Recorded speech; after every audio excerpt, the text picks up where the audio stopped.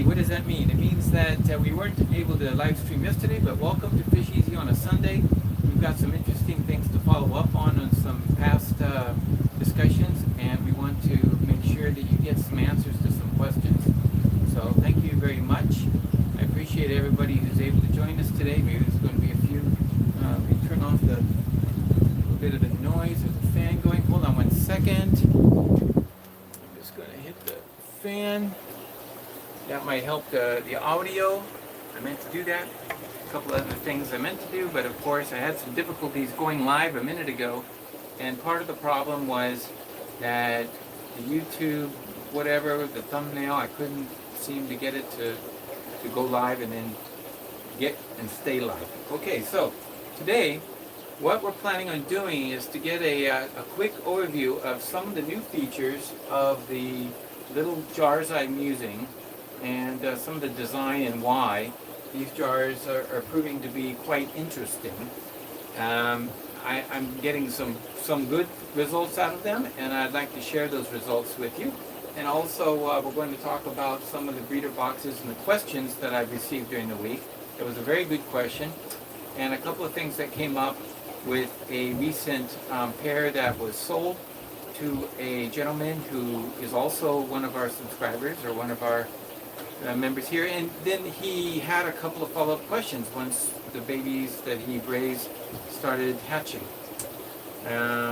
Well, to begin with, let's make notice. I just want to tell everybody about a wonderful, wonderful result of the red lizards. So we're going to go over to our little small tank down below and take a look at some of these very small little ones.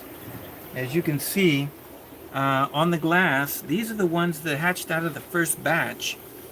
There we go, focus. They're really coming along well. They're eating the brine shrimp and they're going crazy. And notice down below here at the bottom, there is in actuality another trapping this week. 2 days ago, we've got another female that went in and laid eggs, and so now we're going to be waiting another 14 days or so for another batch. So I've counted so far. They like to hang out on the glass and then give you a perspective of their size. You can see with my finger there, they're coming along quite well. And there's some little shrimp. These are shrimp. There's got cherry shrimp in here, in case you're wondering what those little tiny things are. And then in this plastic plant, they like to hang out on the plastic plant and in the back. So there's the mother, and when she was trapped, I took the other female. There were two females in here, and there's the female that laid the eggs, but I took the spare female and put her in a separate box so I would know which one was the one that has not bred. Hi everyone, it's good to see Joe, Fishy Mike, and of course Stubbs Aquatics. Thank you.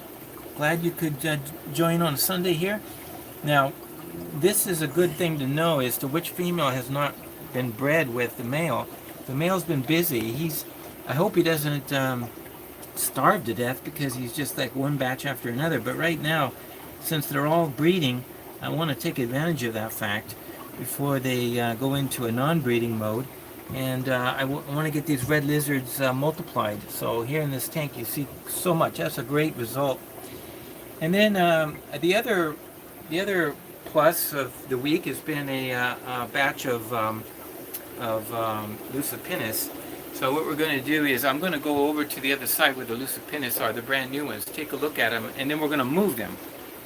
So coming along over here, I'm going to show you, take a look at this tray. So what I do is, what I'm going to do is I'm going to take this, I take the eggs and I put them in a tray. And the reason I put them in a tray first and leave them there for 3 days is because the first day or two, all that the fish are doing is they're just kind of wobbling about and they're just using their yolk sac. And so when there's fungus in the tray, it's so much easier to take a little pipette, or I use a, what do you call it, it's you know, a little squeeze, what do you call it? Like a medical doser. I got, Sebastian, who is one of our subscribers, who also gave me a bunch of these. This is an example of what you can use. Um, but this is just plastic, and so thank you very much, Sebastian. This is something I can use. So I just squeeze it, and in the tray, it's so much easier to pick out the fungus eggs and go boop boop boop boop and throw them out, and then it keeps it. Now once they've hatched, I can go through and clean out all the fungus I can. Now I'm ready to put these into an actual breeder box or a breeder jar. And I'm going to first of all show you what the fry look like, because I only got about, I think it's like 30 or so in here. This was a low batch, but here's the light. Take a look at this. See if you can see if the camera can go into the down here below. Can you see those whizzing about? Looks like you can. Yeah. Okay, so here you go. You can see a good.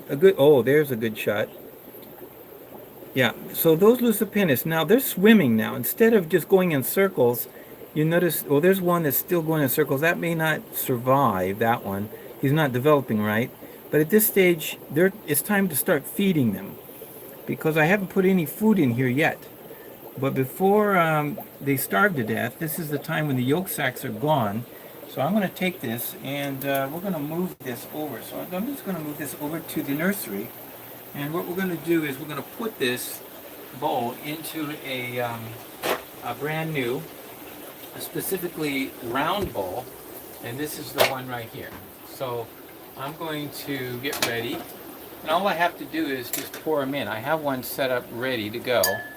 This is going to be, it's really a dollar store special. It's round. And the reason why I like the round is because in the case of the round, what you get is no corners. I know that's obvious, but I'll repeat that. There's no corners in this thing for the fry to bunch up into and kind of get stuck, as it were. So I'm going to just pour them in here. But I'm going to pour most of the water, but leave a little dab because some of them won't make the pour. So I'm just going to slowly, and now, pour them in, pour some water back to flush it. So then I catch it in, I kind of give it a wiggle, and in. So now at this stage, I'm not expecting there to be any fry left in here. Double check, and I don't see any, nothing's wiggling. So here we go. Now they're all been moved out of the tray. So what we're going to do here is let it settle. And the nice thing about this is it's round, but look at the fry. Look in there now. Maybe you can see them whizzing about. So the other nice thing is that the glass container is also easier to clean and keep clean and sterilize. Hey Red Laser, thank you. And Ray Aquatics has joined us. Thank you so much on a Sunday. Now, I want to also point out right next to it on June 28th, this is a batch. Take a look at this batch here. Now, what I did was I put this tiny little filter inside the jar. Now, you might say, wow, it's kind of big for the jar, but actually it's the smallest little filter you can buy. You can get them for about 10 bucks. And these filters have rocks that are in the bottom, but the actual sponge part is very fine. But look at this. Look at these Lucipennis. There's quite a few zipping around there, and they've been eating baby brine shrimp. Their tummies are orange. And with the filter, just so you know, there was a couple of things I've been doing, and one of those things was to use a leaf in there because they like to have something to hide under. They seem to do much better when they have something to hide. In this particular tank, or this particular container, you notice there's nothing to hide in. So now I'm going to start feeding them baby brine shrimp, and I'm going to put one of these filters in, the bubbling up. And so one of the reasons is it gives a little circulation, but also what's really neat is that the feet on the bottom of this filter, if you see the foot, I'm going to lift this up. Look how many fish are actually in here. I don't know if you can see how many, but there is a ton of fish. But these filters have little feet, and they stand up off the bottom plenty of space to give those Lucies a wonderful place to hide. So they've got the place to hide, they've got a filter, they've got around and the food in here, I can just siphon out this uneaten food, but they'll go for the live food anyway. So I'm going to start feeding these guys, and I'm going to just put baby brine shrimp in here. And the funny part is, on the Lucy's, I've experimented with different kinds of food, but I found that they just go right to eating the baby brine shrimp, even though I don't think they are, because they are not that much bigger than a baby brine shrimp, really hatched one. But somehow they engulf them, and I guess it's because of the catfish nature that they are, and they will just go to town. So I wanted to share that point with you. Now, moving on to our next question. It was throughout this week there was an individual who purchased a pair of rams, and thank you very much. He came and got some black rams, and he got a spawn, and this is the results of the spawn. I got a question this morning that asked, what about, he's getting some fry that look like they have big balloon stomachs, big balloon tummies. Well, the actual answer is that sometimes you get these balloon fish, or they're not the same as the balloon fish. I like to call them bubble fish, and they don't survive. They never become free swimming because their stomachs are just bloated into a big balloon. Now, I've noticed it in some cases, but not in all. Some of the batches might have a few of them, and some of the batches might have none of them. So it's really making me wonder about these particular ones, except I remember in Justin's Fishroom, there was an interesting comment that he made in one of his videos, and I wanted to ask him about it. He kind of alluded to the fact that there are sometimes fish like this that have issues. And I realize that, genetically, you're going to get some defects, right? So especially with the electric blues, the blacks, and those kind of rams, those are the kinds of fish that are going to have more defects than others.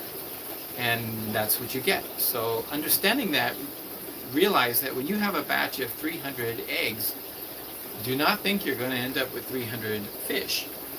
And that's one of the reasons why. The second thing is, he asked me about a very unusual behavior. And it turns out that it's not unusual for me because I see it every time. So what happens is, in this particular case over here, these are, it looks like these are rams. These are strawberry rams. We've talked about what the strawberry rams are. And you notice that these are a little bigger. These are ready to go move into a breeder box. And I'm going to move these probably today into a breeder box, and so that I can get flow in from the regular tank and through a breeder box. These are too big for this little round container. These are ready to move on.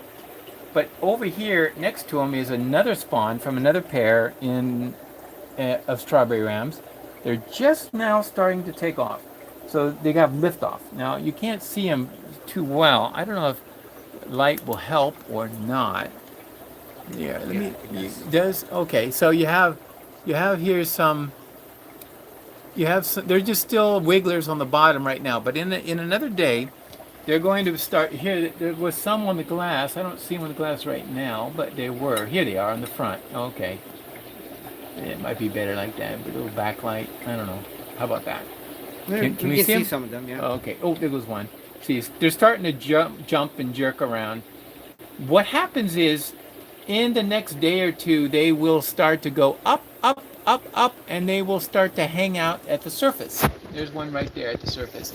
And they get into the cranny between the water line and the wall of the tank. And they get from the adhesion a way of somehow floating there without any effort. So in other words, they just sit there. And I like these round containers because they don't bunch up in the corners, and they will just start bunching up. Very similar to a fish that is maybe a angelfish or something like that, which in fact might bunch up into groups because they have some sticky foreheads that cause them to stick to the various places where the parents put them. And the discus are the same way. So what I have learned is that, yeah, they bunch to the top, and that's normal behavior because they all do that. And then after about 3 days. Through a period of time, I make sure that I feed them vinegar eels, because the vinegar eels will, not like microworms. Microworms will be at the bottom of the container, but this way food is going all the way up. They start going up to the very top of the water because vinegar eels will start to want to breathe to the surface. So I'll reduce, right now it's kind of too much flow. I'll reduce the flow so it's just breaking the surface. Bubbles just breaking the surface. Keeps the oil film off the surface. And then the vinegar eels will be added. And then in 2 more days, after they've been starting to eat these vinegar eels, they will start to fall down, or shall we say, start to migrate down to the bottom of the container. And that's when they become a group of schooling fish, young rams. So it would seem to be a curiosity question, like, what's happening here? And when I heard it, I knew immediately that yes, it's normal. This doesn't occur when they're with the parents and the parents are rearing them, because every time one starts to go up, the parent sees it, grabs it, puts it back with their young, and they're very busy keeping and herding the little school of fish. And that's what normally happens in nature. So they don't normally go up to the top because the parents don't let them. If they do get away, then they're probably washed away. Who knows? However, there is one very big danger when this occurs. And I've lost a few batches. I had to say, it has happened to me. I would say, like, in this case, I want to give them a water change. I drain the water down to about 1 inch. And then I say, okay, I'm going to drip water. I'm going to use my drip bucket, and I'm going to just flow some water down, and I do it. So it's just dripping in, and it walks away, and then distraction occurs. Oh, distraction. Oh, you see something. Oh, something's going on over there. That fish over there. What's happening? You start looking, and you completely forget what you're doing. And then you hear this water dripping, drip, drip, drip, drip, and immediately you say, what's happening? Water is flowing over the edge, down into the sink, down the drain. And of course, all the floating fish that were at the surface get immediately swept away. So you'll lose the whole batch if you're not careful. Actually, I have something to admit. This strawberry batch right here is a victim of that very thing. I had probably close to 200 plus fish in this particular batch. Right now, I count maybe 40 fish, 30 fish. These were the ones that didn't happen to be at the surface when this event occurred.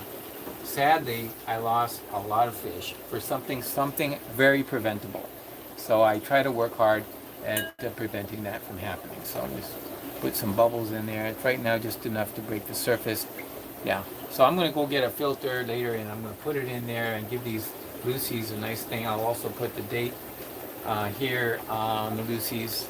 And so that's June 28th. These were probably July. 3 days ago would have been July 7th. So we're getting 100 Lucy's every 2 weeks right now. They're kind of growing everywhere. Unfortunately, it's worse than ick. It's in all my tanks, and it's just spreading. Lucy's everywhere, spots. But at least the spots are on the Lucy's. So I hope you understand this tip for the day, and I just wanted to mention that for the breeder boxes. We have another little tip to show you today. I'm going to take a cleaned. This one's good enough. This one has been sterilized and cleaned. This is a regular breeder box. We're going to put a recent batch of angelfish. One of you subscribers out there said, "Hey, I don't get it. How come we have angels all over my aquariums right now?" And you're back into angels, he said. And I says, well, sort of, kind of, sort of. It's like, here's how I get them. I picked them up from the actual breeder, and they're just eggs or hatchlings. And I'm going to just get rid of some of this excess water, so I make sure I don't have too much. And I'm going to just pour some water in here. Got some meth fluid, so it's in there. And then I'm just going to do 2 things. Let's back up a sec. I'm going to put it on the tank. so I can hold it. Well, no, I can't do that because I don't have clearance overhead. I'm just going to do it the way I showed you a minute ago. I'm going to pour them in, and then I'm going to look. There is a few left. I'm going to put a little more water and just kind of flush them out. Is there any more? I don't see any more now. Oh, there's some in that corner. Let me just put a little water in again. Okay. Kind of get them in the corner. Float them. Now, you might think, oh, they're so fragile. Won't you kill them? No. The parents go picking these up in their mouth and go, you know, and whoosh them around, clean them up, and spit them out. And I figure, you know, what I'm doing here is so much less than what the parents do. I says, they're much more hardier than that. So now, we got a group of, take a look at these. There's a group of angelfish, and they came with some fungus attached. So now the trick is, I'm going to use a baster, and I'm going to go like this. Now they're so attached. I'm going to go in and out a couple times, and sometimes you have to be even a little forceful. And see, you know, a little forceful? Look at that. I get it to the point where that fungus piece has no more babies attached.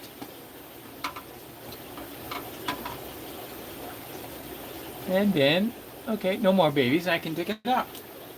There's one. So I'll go through and I'll take out each one of these chunks of fungus and get it out, and then I'll just have nothing but pure babies, and I don't have to worry about fungus growing again. And the reason why is because in this particular case, they've already hatched. There's no old unfertilized eggs, no bad eggs that are going to be in there and forming more new fungus. So the only fungus in there is what's grown there now, and it's time to remove it, and then I will start the flow of water, or I will use just regular water changes to keep the water clean. And with the babies already hatched and just wigglers, and eventually that pair there is going to grow. These are also angelfish. I've marked them as angelfish. Now, sadly, I have an X on this one only because it's not that the fish are bad. It's because I forgot this breeder box has a small leak, and it's dripping on the back. On the back, there's a little crack. I'm going to fix that with crazy glue. It really works well. This corner of the thing, and don't throw it away, folks. If you drop it, hopefully if you have the pieces, a bunch of crazy glue will save a $40 item, 40 Canadian dollars, right there, and you can save your container. So I wanted to share that with you as a kind of a tip of the day. That was the news for the week, and I do have a new batch of Discus. Right now, there you can't see the babies, but another batch of blue turquoise Discus laid earlier last week, and then they hatched now. But I have the light off. I've learned to keep the light off until the babies are big enough they're not going to be eaten. And I don't mean keep them in darkness. I mean make the parents feel that they're secure. A bright light over them puts them on the spotlight, and they feel like I'm exposed. You see, I'm exposed. Water's coming down, I'm exposed. Now, what I want to do is I want to keep them in kind of semi-darkness. This is what semi-darkness means. It means the light they're getting is from the fish room. So they're getting, they want to eat actually, so they're hungry. They come right up to me, and I'm going to throw some food in there, and you'll see, and they'll eat. But they have their babies, and they put them on the back of the cone there. So I can't show them to you, but I'm going to just throw some food in there for the day. I feed them, the parents, twice a day, a little dab. They clean it up in 10 minutes, so don't worry. I just feed them enough so they eat. But you notice there's plenty of light to eat and take care of. I don't change the water during the period of when they hatch, because I could scoop up fry that might be around. And I don't change the water until they are actually attached to the parents. I just kind of hold off water changes until they're on the parents and they're swimming strongly, and then I start the water changes with regular tap water. And they're in RO water right now, because you better have RO water less, or I should say any low TDS water less than 90. So I get it down. I think this was about 60 when I actually laid the eggs, and I got a good hatch. So anything higher than 90, you're gonna ruin your percentage, and you won't have nearly as many fry hatching out. So the lighting here is just now basically the room lighting. So at night there is some night lights in this room, and that kind of gives just enough light so everybody can see where they're going. Nobody feels like they're in the total darkness. Nobody feels like it's spooked because somebody else's tail flapped by and they thought it was a predator or something. I don't want them to jump and get nervous or anything like that. And that's what happens sometimes, like with rams especially. People have noticed that when you turn off the lights, the eggs are gone by the next morning. That can very well be the case. So always have, when you're going to leave the eggs with the rams, always have some light in the room so they can see that they're guarding and they can see everything. And I don't know how fish get their sleep actually, but they don't have eyelids and close their eyes. So at some point they actually probably sleep at some point. They do. Yeah, it's just not exactly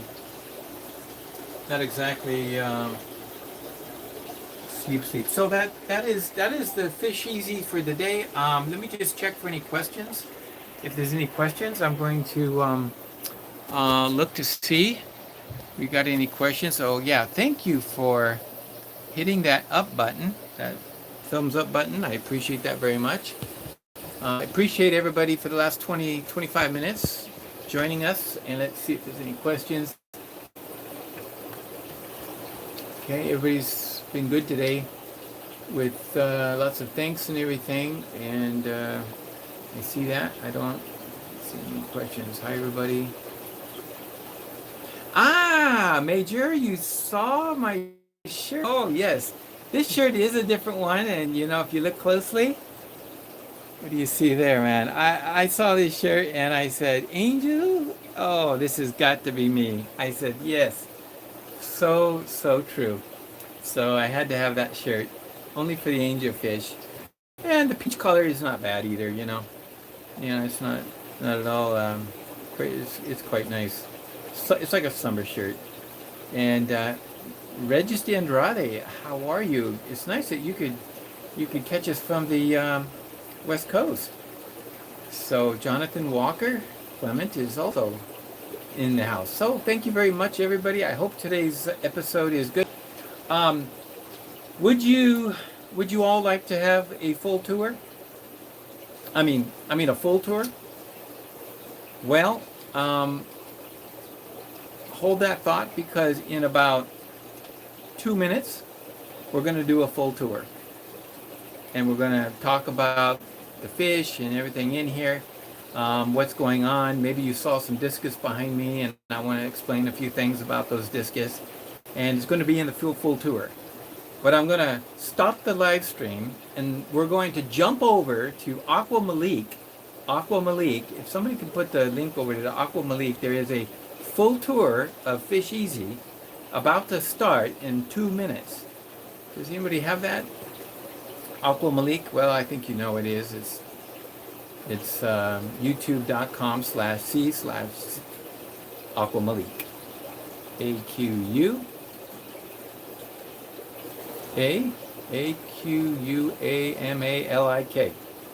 I think that's it. Aqua Malik.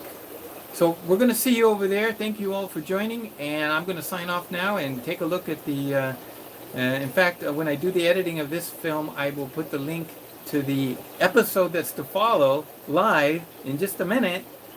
And I want to thank my cameraman today, just so you notice that I did have a cameraman today. There it is. There's the link. Okay, let's all go on to Aqua Malik. Now, when we go, let's try this. What we're going to do is we're going to say, okay, I'm coming over from Fish Easy live stream, and we're going to do a hashtag, okay? Which hashtag should we use? TM, you ready for it? Okay, TM Aquatics is in the house. That's great. Now we're going to go jump over to Aqua Malik, and we're going to use the hashtag. How about hashtag Fish Easy? Sound good? Fish Easy?